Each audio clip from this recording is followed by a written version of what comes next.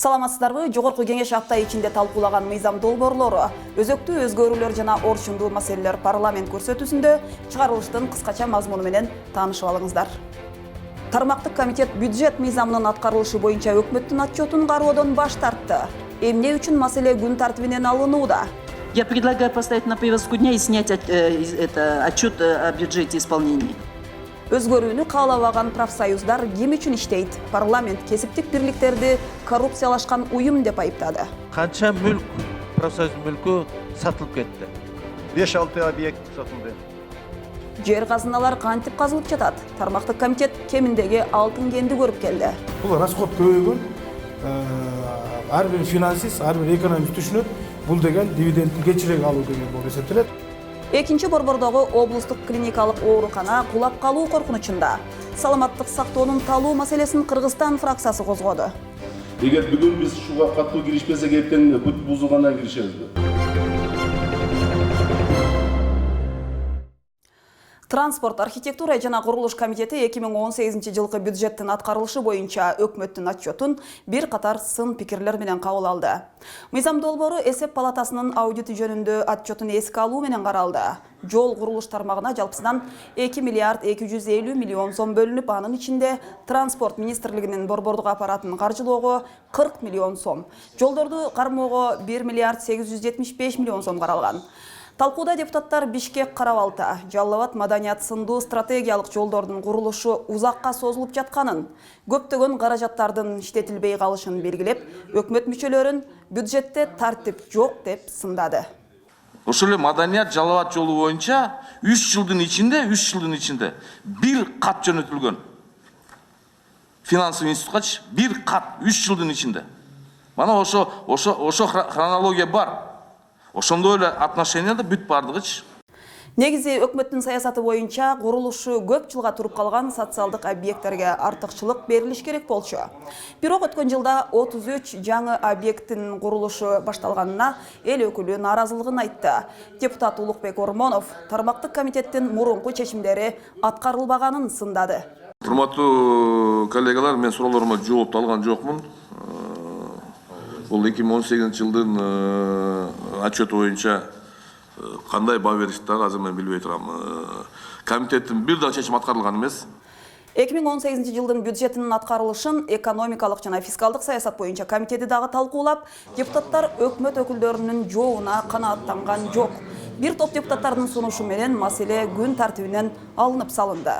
Талкууда депутат Искендер Кайыпкулов жана Дастан Бекешев коррупцияга каршы күрөшүүдөн түшкөн каражаттын орду боюнча маселе көтөрдү.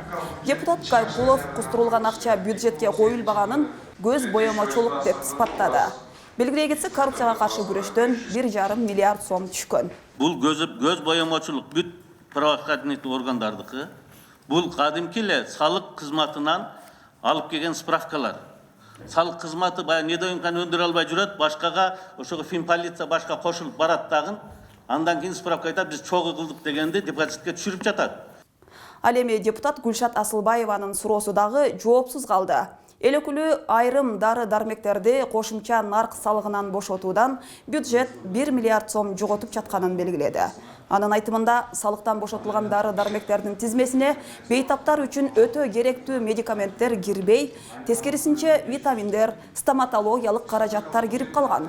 Эл өкүлү муну кимдир бирөөнүн кызыкчылыгы жана коррупциялык тизме деп атап, аны түзгөн комиссиянын мүчөлөрү кимдер экенин териштирүү зарылдыгын жана бул маселени комитетте кеңири кароону сунуштады. Мы же их для чего освобождаем? Чтобы они были дороже в 6 раз, чем на территории всего пространства ЕАЭС, что ли? Мы для чего их освободили? Для того, чтобы они были доступными, а не для того, чтобы они были в 6 раз дороже, согласно, опять же, справке аудита. Өкмөт мүчөлөрү отчетко даярдыксыз келгенинен улам пленардык жыйында төрага Дастанбек Чумабеков эскертүү берди. Эгерде министрлер менен алардын орун басарлары отчетко келе турган болсо, анда жеткилең даярданып келишсин, деди төрага. Депутаттар тараптан көптөгөн сын пикирлер айтылып атат. Себеби көбү даярдыксыз келип алгандары болуп атат. Ошонун негизинде күн тартибиндеги маселе алынып, отчеттор токтотулуп калып атат. Эгерде министрлер болобу, министрлердин орун басары болобу ушундай отчеттору келгенде даярдык менен келсе, Профсоюздардын ишине карата акыркы убакта нааразылыктар күчөгөн. Кесиптик бирликтердин ишин иретке келтирүү, эмгекчилерден түшкөн каражаттын отчеттуулугун камсыздоо үчүн кесиптик бирликтер жөнүндө мыйзам долбоорун депутаттар сунуштады. Талкууда профсоюз уюмунун жетекчилери долбоордун кабыл алынышына катуу каршылык көрсөттү. Бир катар парламентчилер кесиптик бирликтер эмгекчилердин укугун коргомок түгүл өздөрүндө ич ара тирешүү чыңалганын, бул уюм эс алууга жолдомо саткан органга айланып калганын, жетекчилери ири суммада айлык аларын, объекттер болсо жең ичинен сатылып кеткенин айтты. Муну териштирүү үчүн антикоррупциялык органдарга тапшырма берүү керектиги айтылды. Азыркы колдонуп жаткан профсоюздар жөнүндө мыйзам 98-жылы кабыл алынган. Моралдык жактан эскирген. Профсоюздардын көзөмөлүндөгү бир катар объекттер, алардын ичиндеги курорт, мейманканалардын имараттары оңдоп түзөөдөн өткөрүлбөй, эскилиги жетип каралбай калган. Имараттарды оңдоп, ошондо курортторду оңдоп, ошол акча каражаттарды ошол жака салыш керек эле. Мына бир да андай иш чара болгон жок да, биз сиздер тараптанчы бүгүнгө чейин. Профсоюздар тууралуу олуттуу маселе каралып жатса, жыйынга эмне себептен алардын жетекчиси келген жок деген маселе коюлду. Жетекчиси каякта, Кыргызстандабы, Бишкектеби? Ушул мыйзамга көз караш кандай болуп атат? Он на работе, в кабинете. Азыркы учурда профсоюздардын карамагында 34 кыймылсыз мүлк бар. Алардын иши ачык айкын болбогондуктан ичинде тирешүү чыңалуу күч. Канча мүлк, профсоюз мүлкү сатылып кетти? 5-6 объект сатылды. Айткыла кайсы объектилер? Стадион «Спартак», Кичи арена, Ананьеводагы турбаза,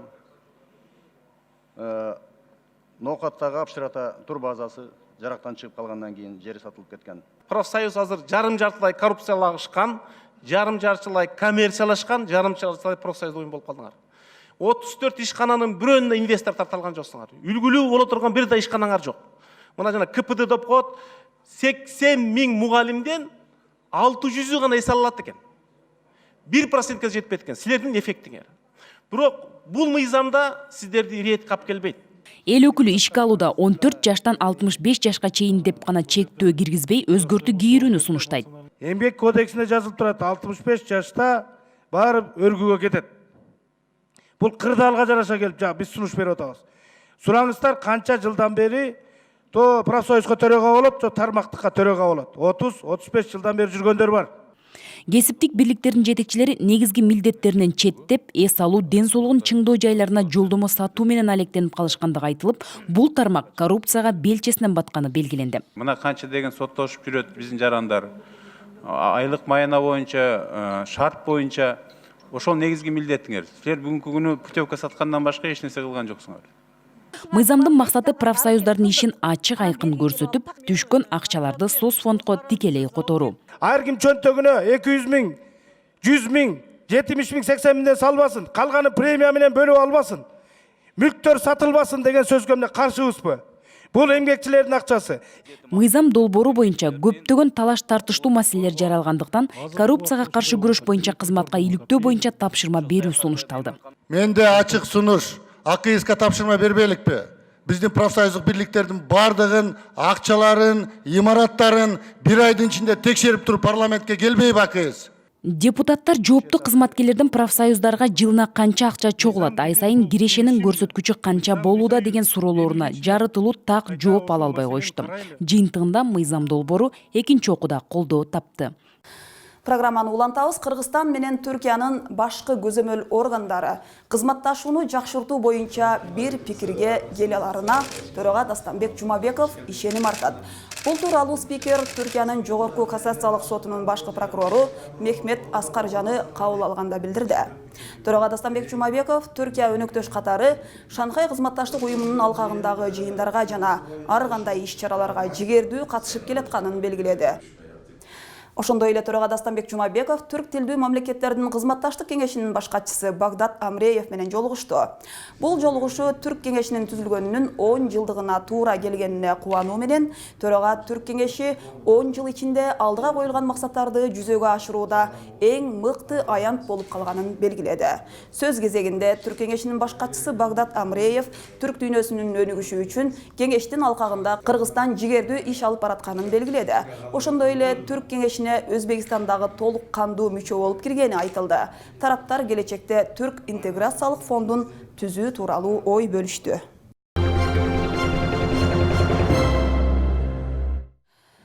Кеминдеги Алтын кен ишканасы буга чейин тапшырылган милдеттерди кандай аткарууда? Жыл сайын көрсөтүлгөн көлөмдөгү алтын өндүрүлүп жатабы? Отун энергетикалык комплекси жана жер казасын пайдалануу боюнча комитети алтын кендеги бүгүнкү абал менен жакындан таанышып келди. Тармактык комитет алтын кен ишканасында болуп аткарылып жаткан иштер менен таанышты. Анда негизги маселе катары сарпталып жаткан чыгымдар, мурда берилген тапшырмалар каралды. Бул жерде баягы мурунку проект менен кандай баада курулмак, андан кийин булар кандай адаптациядан өттү, жанакы алдын ала деп коет, предварительный ТО деп коет.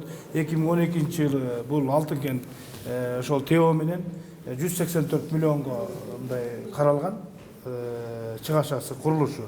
Андан кийин 2015-жылы бул 246 миллионго көтөрүлгөн. Себеби дегенде ТО баягы адаптациядан өтүп окончательный вариант деген бүгүнкү күндө 292 миллион с лишним болуп атат да, мындай с копейками деп коебуз. Бул айтылган суммалар азырынча ачыктала элек. Келтирилген чыгымдарды атайын аудит иликтөөдө. Аудитти күтүп атпайбызбы? Биз биринчи затратты кылып коюп, анан аудит пускай скажет, правильно, неправильно дегенге келип атабызбы? А почему не курсе деп атам? Чоң объемдорго, чоң затраттарга берди деген чоң объемда. Чоң объемго эмне үчүн 40% акция эмет эткен кыргыз алтын не курсе деп атам. Бирок ишкана кемчиликтерди жоюу менен алек.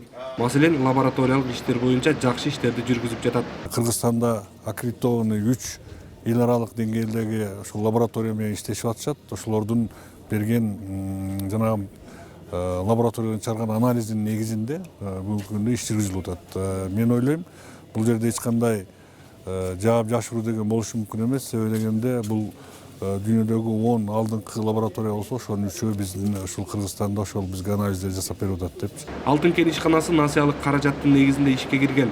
Азыркы мезгилге чейин насыянын белгилүү гана бир бөлүгү жабылды. Бүгүнкү күндө 6 тоннадай алтынды булар сатышты. Анчинен 292 миллион доллар кредиттин ичинен 153 миллион 55 миллион бүгүнкү күндө жабылды. Андан тышкары 168 миллион доллар бүгүнкү күндө жабыла элек. Ошол жабыла элек кезекте эмне үчүн силер ушурасыз? Бул расход көбөйгөн. Ар бир финансист, ар бир экономист түшүнөт. Бул деген дивидендти кечирээк алуу деген болуп эсептелет. Анткени баягы кеткен чыгашалардын баарын жаап бүткөндөн кийин гана дивиденд алабыз. Ошон үчүн биз ошол вопростор менен келдик. Эске салсак, алтын кен сол жээк ишканасы 2006-жылы ишке кирген. Анын 60% акциясы Кытай инвесторлоруна тийиштүү болсо, 40%-на Кыргыз алтын ишканасы ээлик кылат. Учурда ишканада 932 кыргыз жаран эмгектенет. Мына ушул сындуу кен казуудагы коопсуздук эрежелери сакталып жатабы деген суроо ар дайым актуалдуу. Акыркы мезгилде коомчулукту дүрбөлөңгө салган бул уран маселеси болду. Уранды казууга тыюу сала турган мыйзам долбоору иштелип чыкканы белгилүү. Бирок документти кароо улам создуктурулуп жатканын эл өкүлү айтууда. Мыйзам долбоордун зарылдыгы тууралуу экология түрмөгүндө сөз болот. Кыргыз Республикасынын аймагында уранды жана торий уулуу заттарды мындан ары иштетүүгө, казып алууга бөгөт коюу жөнүндө мораторий таптакыр иштебесин деген мыйзам долбоорун биз азыр сунуш кылып биринчи окуудан өттү. Бул мыйзамдын чыгышына ошол Кызыл Омполдогу жана уран казуу иштери боюнча элдин жана коомчулуктун талабы түрткү болду бул мыйзамдын иштеп чыгышына. Биз ушул элдин пикири менен, коомчулук менен толугу менен макул болдук. Себеби уран менен торий бул өтө уулуу заттар. Алардан чыккан радиация иммунитети начар адамдарга түп-түз барып эле мындай жабышат. Ошондуктан жана рак оорулары, жаман оорулардын баардыгы келип чыгышын мындай көбөйүшүнүн себеби ушул. Мындан тышкары бул экологияга абдан зыян. Азыр дүйнөлүк проблема, глобалдык проблема. Мына оондон көтөрүлүп, байма-бай көтөрүлүп аткан бул экология, бул суулар, бул таза аба, бул таза продукция. А уран менен торий как раз ушул баалуулуктарга балта чапкан уулуу зат. Биз өзүбүздүн алтыныбызды, көмүрүбүздү, башка кен байлыктарыбызды мына эч кимге алдатпай, чырылашпай, эффективдүү казып алалы. А уран менен торийди казганы токтотолу. Ал эгерде байлык болсо, ал кандайдыр бир мамлекетке акча алып келсе, аны кийинки урпактар жаңы технологиялар менен казып алсын деп атабыз. Азыр ушул бюджетти толтуруш үчүн ошол урандан түшкөн акча экологияга тийгизген зыянды, адамдардын ден соолугуна тийгизген зыянды толуктай албайт. Аларды жаба албайт. Ошондуктан ал акча аргументация бул жерде мен ойлойм суу кечпейт мындай. Ал бул болбогон аргументация. Ошондуктан биз ойлойбуз ушул уран менен торий казууну токтотуш керек. Бул закон, бул мыйзамда уран менен торийди казууну токтотуу жана сырттан уранды алып келип Кыргызстандан переработка кылчу мурун. Аны дагы токтотуу, мына Кара Балтадагы завод боюнча. Мына аба ырайы алмашса давление көтөрүлүп атпайбы? Ошондуктан бул баары бир коомчулукка, ден соолукка, экологияга бул эбегейиз чоң зыян. Муну токтотуш керек. Сокулук районунун жергиликтүү кеңешинин депутаттары жерлерди трансформациялоо маселеси Сокулуктагы негизги көйгөйлөрдүн бири экенин айтууда. Узап бараткан аптада төрага Дастамбек Жумабеков жана башка депутаттар Сокулук районунун жана Шопоков шаарынын жергиликтүү кеңештеринин депутаттары менен жолугушуп, аймактагы жолдорду оңдоо, бала бакча жана мектеп куруу маселелери талкууланды. Төрага өз сөзүндө 28 жыл ичинде өлкөнүн бардык аймактарында инфратүзүм маселеси курч болуп келгенин билдирди. Бирок акыркы жылдары аймактарды өнүктүрүүгө басым жасалып жатканын кошумчалады. Кээ бир айылдардын белдүү эр азаматтарынын демерчилиги менен көп көйгөйлөр чечилип жатат. Аламүдүн районунун Арчалы айылында 70 орундук заманбап бала бакча пайдаланууга берилди. Бала бакчанын өзгөчөлүгү чыныгы бекенчил ишкерлер тарабынан курулгандыгында. Борбор калаанын босогосунда эле жайгашкан Арчалы айылында өмүрү бала бакча болуп көрбөптүр. Бул бала бакча спонсорлар тарабынан салынды, 70 орунду. Бул айылда бала бакча жок болчу. Ушул айылдын элдерине жакшы эле болду.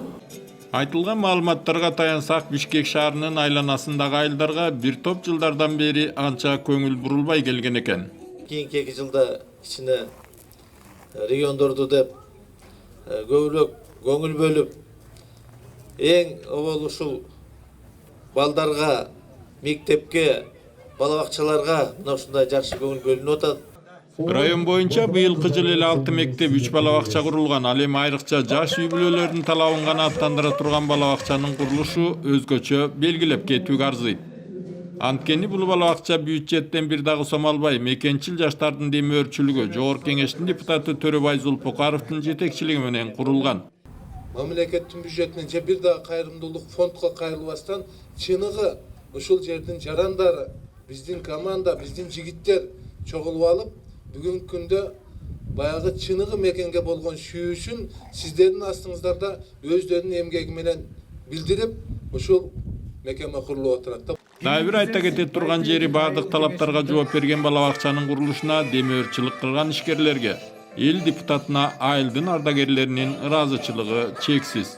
Ушул биздин элдин атынан, жаштардын атынан, болочок мына бул биздин кичинекей балдар атынан таазим этем.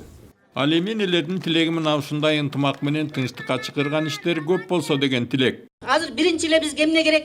Ар кимибиз өзүбүзгө жараша оокатты таап жеткенбиз. Кыргыз элибизге биринчи эле ынтымак керек. Бөлүнбөйлүк, жарымбайлык. Байтык айыл өкмөтүнүн аймагында ушул эле күнү дагы бир кубанычтуу окуя болду. Бүткүл дүйнөлүк жаштар ассамблеясынын Ас-Санабил кайрымдуулук фондусу Байгелди айылында мектеп, мечит жана ФАП салып берүү милдетин алууда. Аталган фонддун Кыргызстанга кылган иштери арбын. 37ден ашуун мектептерди курду.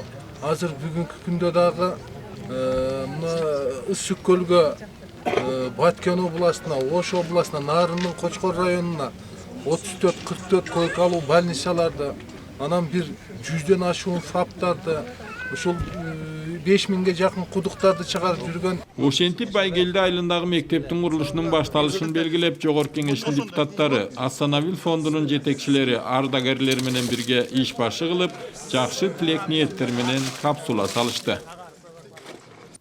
Алай районунун Сопу Коргон айылында болсо, милициянын аймактык бөлүмчөсүнүн имараты ачылды.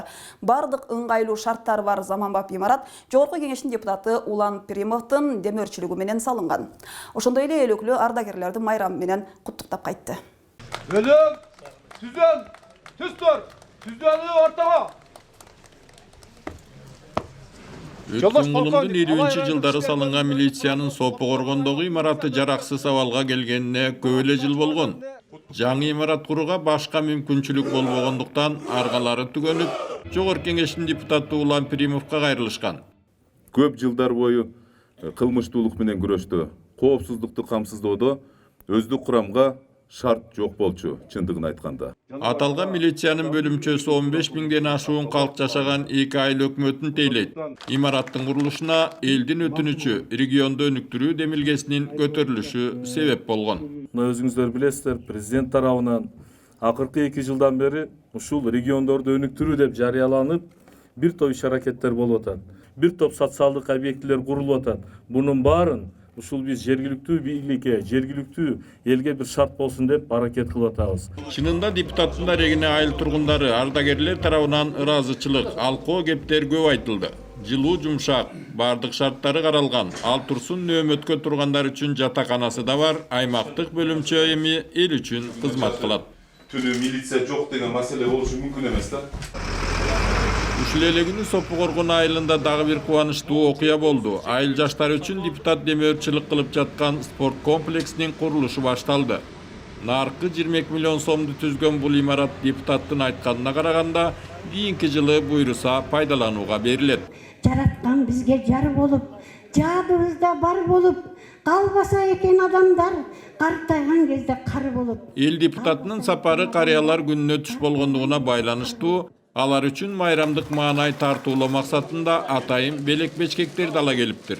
А дегенде Сопу Коргондо андан кийин Күлчөдө ардагерлерге урмат суй көрсөтүү иш-чарасы уюштурулган. Биз сиздерди ар дайым урматтап, сыйлап, өзүбүздүн болгон күч аракетибизди сиздердин жакшы турмуш курушуңуздарга биз милдеттүүбүз. Жана Кудайым буйруса, болгон күч аракетибизди ошого жумшайбыз. Майрамыңыздар менен чоң рахмат сиздерге. Депутаттын айтканына караганда ардагерлерибизди ардактап, аларга суйурмат көрсөтүү бир күн менен гана чектелип калбоого тийиш. Улуу муундун өкүлдөрүнүн басып өткөн жолу, сиңирген эмгектери үлгү болуп, улам кийинки муунга өткөрүлүп турушу кажет. Аталарыбыздан биз акыл насаат алабыз. Акырындап толуктада чалабыз. Атага ачыкча сөз угузбасак, атанын мураскору боло алабыз. Эл депутаты Будалык айылында да карыялар менен жолугушуп, ала келген белектерин тапшырып, бакубаткарлыкка алады. Ушул эле күнү Алай районунун бардык айылдарындагы улгайган адамдарга эл депутатынын майрамдык белеги жеткирилди. Жашы 70-тен ашкан 2000ден ашуун ардагерлердин эч кимиси куру калган жок. Улгайгандардын күнүнө карата депутат Пархат Түлендибаев Лебединовка айыл өкмөтүнүн карыяларына белек берип, майрамдык маанай тартуулады. Мындай иш-чара эл өкүлү тарабынан жыл сайын өткөрүлүп, салтка айланып калган. Улгайган адамдар келечек муунга үлгү катары жол көрсөтөрүн айткан эл өкүлү келген меймандарга ыраазылык билдирип, майрам менен куттуктады. Бүгүн майрам эмес, күнүгө биз жакшы карашыбыз керек. Бүт апа анелерини чын дилим менен куттуктайм. Чын ден соолук каалайм. Аман болsun, бар болsun.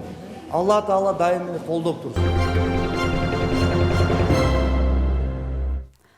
Ош облустук бириккен клиникалык бейтапкананын бүгүнкү күндөгү абалы өтө начар. Чатыры керектен чыгып, имарат кулап калуу коркунучунда турат. Кыргызстан фракциясынын депутаттары Ош шаарында көчмө жыйын өткөрүп, ооруканага бөлүнөт делген каражатты кечиктирбей берүү талабын коюп келишти. Фракция мүчөлөрү Ош облустар аралык бириккен клиникалык ооруканасынын абалы менен таанышты. Имарат мындан жарым кылым мурда курулуп, бүгүнкү күндө жараксыз абалга кептелүүдө. Өлкөнүн түштүк аймагындагы райондордун тургундарын тейлеген бул оорукананын чатыры четинен иштен чыга баштаган. Себеп эгерде неметпесе ертең жаңбыр жааганда бардык отделенияны баягы эгерде оңдоп түзөп ремонт кылсак, ошолор баягы ремонтубуз бузулат, баягы эле суу агат. Ошондой болот да. Муну эскерип, ушул 40 жылдан бери мына. Көчмө жыйында эл өкүлдөрүнүн көңүлүн бурган дагы бир көйгөй түштүк аймактагы жападан жалгыз гематология борбору болду. Бул жайда донордук канга муктаждык көп экени айтылып, кан кетүүнү токтотууга керектелүүчү материалдардын жетишсиздиги белгиленди. Кан токтотуу деген бул эң ыкчам медициналык жардам көрсөтүү болуш керек да.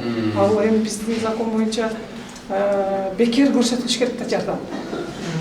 Тромбомаса биздин ошол бир коюла турган дозасы 7,5 миң сомго туура келет. Фракция лидери Алмазбек Батырбеков гематология борборунда кандын узак мөөнөткө сакталышы үчүн наркы өтө кымбат турган атайын муздаткычтарды алуу үчүн өзү күбө болгон эл аралык тажрыйбаларды ортого салып, аны чечүү жолдорун сунуштады. Эгер Красный полумесяц же Красный крест аркылуу ушундай борбор ачып иштеткенде болсо, алар пайдалуу экен. Себеби частный клиникаларга сатылат экен, баягы муктаж болгон сатып алуучулар бар экен. Анан бул жардам катары мамлекетке да бергендерибиз бар. Бейтапкананын тиешелүү бөлүмдөрүн кыдырып көрүп чыгышкан фракция депутаттары райондордон келген дарыгерлер менен бет маңдай отуруп жыйын курушту. Медицина кызматкерлеринин, пациенттердин өзүңүздөр көрүп атасыздар. Улуттук госпиталда болду. Дарыгерлерди уруп кетип атат, соолуп кетип атат, сөгүп кетип атат, акарат кылышып атат. Ошону бир мындай коргоо боюнча мыйзам иштеп берсеңиздер. Ал мыйзамдар боюнча да сунуштар болду. Медиктерге ошол кесиптик жаңылыштык деген шылтоо менен козголгон иштер жөнүндө көп айтылды. Ошо медиктердин статусун көтөрүү деген маселелер айтылды. Мен ойлойм, булар дагы азыр Министерство здравоохранения менен бирдикте мыйзам иштеп чыгабызга, сунуштайбызга деген ойдобуз. Бул маселелер өз убагында каралып, тийиштүү чаралар көрүлбөсө эртең эле унутулуп, абал көзөмөлдөнбөй калышы ыктымал. Ошондуктан айтылган көйгөйлөрдү көзөмөлгө алуу керек. Больницанын крышасынан баштап канализациясына чейин. Эгер бүгүн биз шуга катуу киришпесек, эртең бүт бузулгандан киришебизби? Бул жердеги дарыгерлердин обул больницанын 250ге чейин адам кабыл ала турган болсо, бүгүнкү күндө 700ге чейин нормада кабыл алынат. Бир эле ошо эмес, туура айтып кетип атат, Баткенден, Жалал Абадтан, көп региондон келип атат бул жерге. Ошон үчүн бүгүнкү күндө биз тойлорго акчаны таап аткандан кийин бүгүн биз ушул больницага дагы таап беришибиз керек. Фракция мүчөлөрү андан соң Ош шаарындагы курулушу аягына чыкпай турган мектептердин абалы менен таанышты. Ал эми Атамекен фракциясы гемодиализ аппаратына байланган бейтаптардын маселесин карады. Эл өкүлдөрүнүн демилгеси менен сатып алуулар тууралуу мыйзамдын өзгөрүшү менен гемодиализ алуунун шарттары бир топ жеңилдеген. Ушул тапта 1100дөн ашуун бейтапка мамлекеттин эсебинен бекер гемодиализ берүүгө жетишилди. Гемодиализге жылына 1 миллиард сомдун тегерегинде каражат бөлүнүүдө. Саламаттык сактоо министрлигинин өкүлдөрү билдиргендей, гемодиализге бир дагы кезекке турган киши жок. Бирок өкмөттүн акыркы токтомунда бейтап 1 айда 12ден ашуун бекер сеанс ала албайт деп жазылып калганы маселе жаратууда. Өнөкөт бөйрөк оорулар айына 13 же 14 жолу алышы кажет. Ошондуктан кошумча 2 сеанс үчүн өздөрү чөнтөгүнөн төлөп калууда. Жогорку кеңештин депутаты Чыныбай Турсунбеков Нарын шаарына иш сапары менен барды.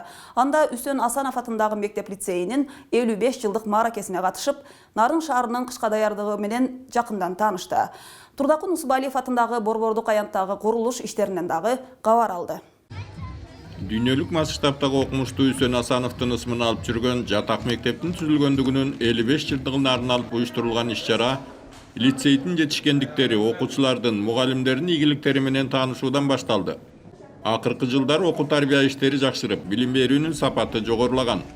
Мунун бардыгы мектеп лицейдин 55 жылдыгын салтанаттуу белгилөөгө дем берген. Кыргыз мамлекеттин туусун бийик желбиреткен, эң негизгиси чыныгы адам деген атка татыктуу келечек ээлерин алтын уябыздан дайыма учура берүүгө биз милдеттүүбүз. Иш-чарага катышкан Жогорку кеңештин депутаты Чыныбай Турсунбеков мектеп жамаатын, окуучуларды куттуктап, мугалимдердин түйшүктүү эмгегине токтолуп, мугалимдердин социалдык абалын жакшыртууга мамлекеттик деңгээлде көңүл бурула баштаганын белгиледи. Балдарга билим берип аткан агай эжелердин жашоо турмушу жакшырыш керек.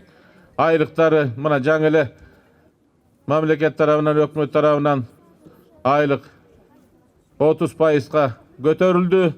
Бул буюрса жакшы кадам.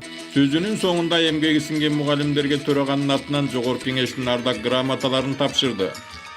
Мааракеде алыс жакындан келген бүтүрүүчүлөр, облустук, район шаардык билим берүү мекемелеринин жетекчилери куттуктап, келген меймандарга окуучулар концерт тартуулады.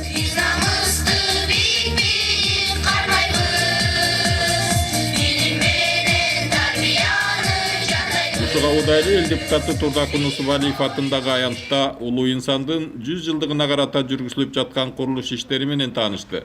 Нарын шаарынын борбордук аянтына мамлекеттик жана коомдук ишмер Турдакун Усубалиевдин айкели коюлуп, айлана тегереги азыркы заман шартына ылайык жасалгаланууга тийиш. Курулушчулар 1 ноябрга чейин үлгүрө турганын белгилешти.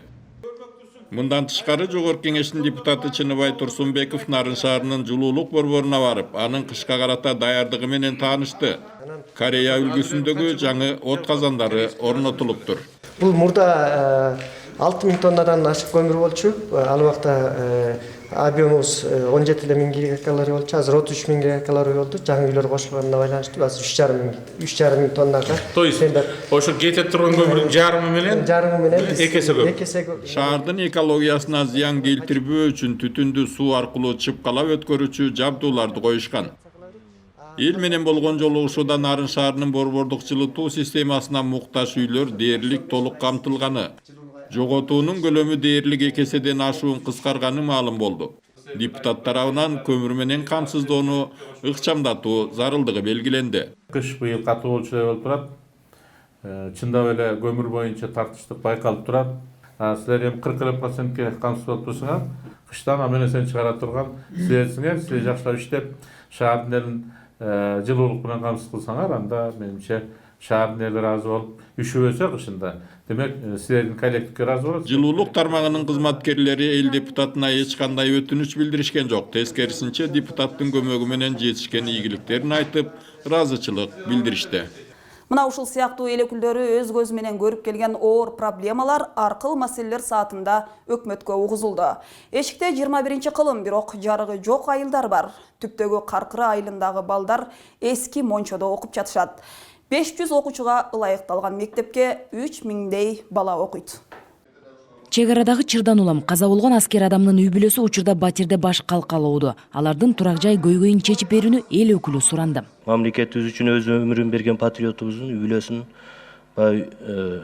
үйү менен чечүү маселесин жана ошол жигитибизге жана жаракат алган жоокерлерибизге мамлекеттик сыйлыкка көрсөтүүнү сунуштайт элем да. Манасчыларды, төкмакындарды мамлекет жогорку айлык менен камсыздашы керек. Себеби алар улуттук баалуулуктарды жайылтууга салым кошууда. Чоң маареке болгондо аларды эстеп чакырабыз. Келгиле деп. Калган күндөрү алар эмне кылып атышат, кантип жашап атышат. Ушундай чоң манасты, ушундай өзүнө батырып жүргөн кишилерди биз барктай алмасак, анда манас деп айтканыбыздын эмне бир зарылчылыгы бар дейм да. Айсулуу Тыныбекова дүйнө чемпиону болду. Анын артында эбегейсиз милдет колдоо турат. Ошондуктан машыктыруучусунун эмгегин дагы баалоо керек. Сооронбай Шарипович Айсулуу Тыныбековага 3 бөлмөлүү батир берип, чоң бир колдоо көргөздү. Эстафетаны мындай өкмөт албайбы? Кийинки колдоону ушул тренерге 1 бөлмөлүү болобу батирди берип койсоңуздар, бир чоң колдоо болот. Калк саламаттыгына кам көрүү мезгил талабы. Сигареттер азыр бир топ менен пакет менен сатылып атат. Анын ичинде зажигалка, ключница, бүт ушул табачный компаниялардын маркетингин, менеджментин келгиле биз ушул маселеге бир жакшы көңүл бурбайлыкпы? Нарын шаарында 28 жылдан бери бир дагы мектеп салынбаптыр. Сайсоанда дүкөн болуп салынган 2 мектеп, ошол 2 дүкөндү мектеп кылып алышып, балдар 3 смена окуп атышыптыр. Мектепти салып бербесеңер, шаар тургундары көбөйүп, өтө мындай балдар бар окуучу жери жок болуп атыптыр. 500дөй окуучу окуй турган мектепте 4 нөөмөт менен 3000ге жакын окуучу билим алууда. Анын сапатына ким кепилдик берет? Ар бир ошо сааттын жетишпегинден бир предметтик саат 20 мүнөттөн окулат. Кандай 20 мүнөттө кандай билим берилет да? Ошондуктан булардын өтө ыраазычылыгы көп. Ысык көл облусунун Түп районуна караштуу Каркыра айылында балдар эскилиги жеткен мончодо билим алышууда. 16 бала окуйт. Окууканалардын жоктугунан байланыштуу 1-2 класс бириккен. 3-4 класстын окуучулары бирге окууга мажбурда. Кыш мезгили оор болгондуктан кабинеттер жылыбайт. Курулушу эбак эле башталып, бирок ушул кезге чейин бүтпөгөн мектептердин спорт залдары аягына чыгабы? Эгер мектепке бюджеттин каражаты жок болсо, жок дегенде ошол спорт залдарды, кошумча мектептерди куруп, сиздер ошо колго алып, ошо маселелерди чечсеңиздер болот. Ушул жана башка көйгөйлөрдү эл өкүлдөрү аркыл маселелер саатында көтөрүп, чечүү жолун өкмөткө багыттады. Аймактарды таза суу менен камсыздоого байланыштуу бир катар гранттык насыялык макулдашуулар талкууланып, анын концепциялары жактырылды. Европа өнүктүрүү банкы Каракол шаарын суу менен жабдуу тутумун калыбына келтирүү долбооруна грант насыя бөлмөкчү. Келишимге ылайык Каракол шаарын суу менен жабдуу системасын реабилитациялоо долбооруна 15 жылдык мөөнөт менен 11 миллион 224 миң евро көлөмүндө жеңилдетилген насыя жана техникалык кызматташтык үчүн 1 миллиондой евро өлчөмүндө инвестициялык гранттык каражат бөлүнөт. Ошондой эле Саудия фонду Баткен жана Талас облустарын таза суу менен камсыздоо долбооруна 20 миллион доллар насыя берүүгө даяр. Кыргыз өкмөтү менен Ислам өнүктүрүү банкынын ортосундагы суу менен камсыз кылууну жана санитарияны жакшыртуу долбоору боюнча насыялык макулдашуу палатада каралды. Келишимге ылайык насыя 30 жылдык мөөнөткө 1% үстөгү менен алынууда. Эгерде долбоор ишке ашса, эки облустун 146 миң адам жашаган 135 айылы таза суу менен камсыз болот. Долбоордун аткарылуу мөөнөтү 4,5 жыл. Жогорку кеңештин депутаты Айнуру Алтыбаева жергиликтүү кеңештин депутаттары, активист жана лидер аялдар менен жолугушту. Жолугушууда эл өкүлү өз ишмердиги мыйзам чыгаруудагы келечек пландары тууралуу айтып берди. Тагыраагы саясат, экономика жана калкты социалдык жактан колдоо боюнча жазылып жаткан мыйзам долбоорлор тууралуу маалымат берди. Депутат айымдар жаңы кабыл алынган айылдык кеңештерге 30%дык гендердик квотаны сактоо боюнча мыйзамдын аткарылышын көзөмөлдөө боюнча ой бөлүштү. Бюджет жана финансы комитетинин былтыркы тапшырмасы аткарылып, Бишкектеги спорт мектеби 48 миллион сомго ремонттолуп жабдылды. Комитет мүчөлөрү спорт мектепте көчмө жыйын өткөрүп, жасалган ремонт ишине жакшы баасын берди. Албетте, мамлекеттин салган инвестициясын спортчулар келечекте актайт деген ишеним чоң. Биринчи жыйынтыктарды дал ушул спорт мектебинин бүтүрүүчүсү Айсулуу Тыныбекова көрсөттү. Өткөн жылы депутаттар тобу спорт мектебине барып, анын абалын көргөн кез. Жыртык полдор, сынык столдор менен керебеттер, көгөргөн дуалдар, курулгандан тарта капремонт көрбөй, спорт колледжинин окуу корпусу, жатаканасы, спорт комплексинин абалы өтө начар болчу. Спорттук инвентарлардын эскилигине депутаттар күбө болушкан. Ошондой эле балдардын тамак ашынын сапатын жакшыртуу, мугалим машыктыруучулардын айлык акысы боюнча маселе көтөрүлгөн. Ошондо комитет спорт колледжине керектүү каражат бөлүнсүн деген катуу талапты аткаруу бийлигине койгон. Натыйжада бюджеттен 48 миллион сом бөлүнүп, окуу жайдын имараты 80% ремонттолуп, жаңы эмеректер менен жабдылды.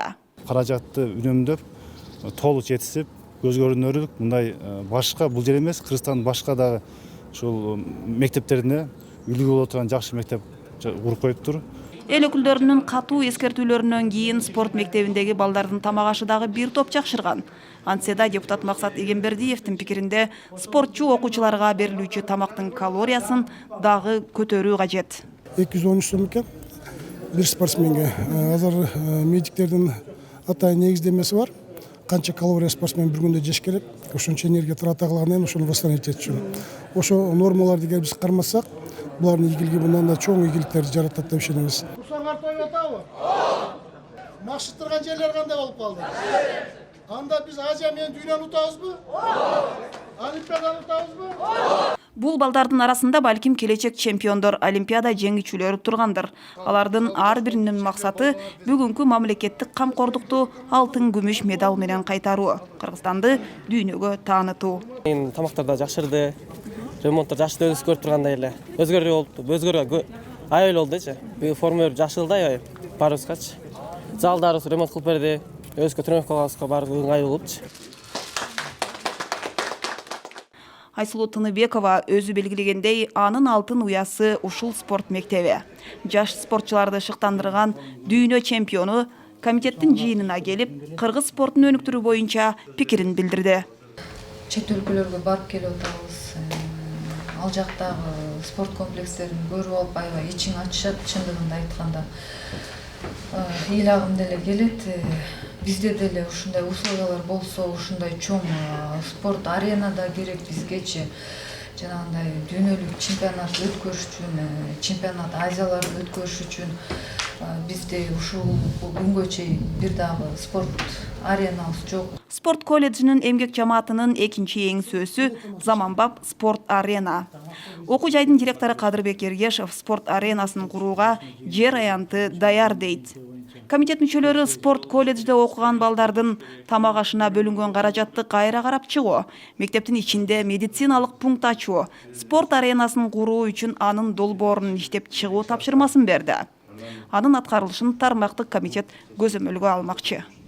Сиздерге айтып үлгүргөн парламент кабарлары ушулар болду. Кененирээк кеңеш KG сайтынан таанышсаңыздар болот. Берүүнү жогорку кеңештин басма сөз кызматы даярдап, мен Жаннат Мажитова алып бардым. Саламатта калыңыздар.